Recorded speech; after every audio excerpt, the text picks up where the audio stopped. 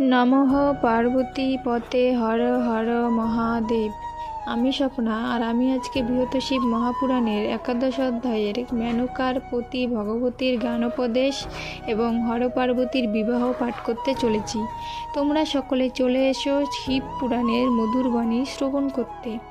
আজকের শ্লোকটি হলো পরায় পররূপায় সর্বোৎকৃষ্টায় তে নমঃ, শিবায় শিবরূপায় প্রণবায় নমো নমঃ।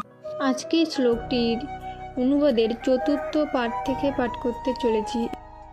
শ্লোকটির অনুবাদ হলো, হায় বিপরীত বুদ্ধি আসিয়া নিশ্চয়, হে জননী আপনাকে করিল আশ্রয়।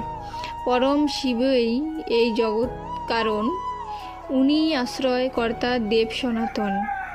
দেবতাগণের প্রভু উনি শঙ্কর, উনি পালক হন উনি ঈশ্বর। হেতায় আগত এই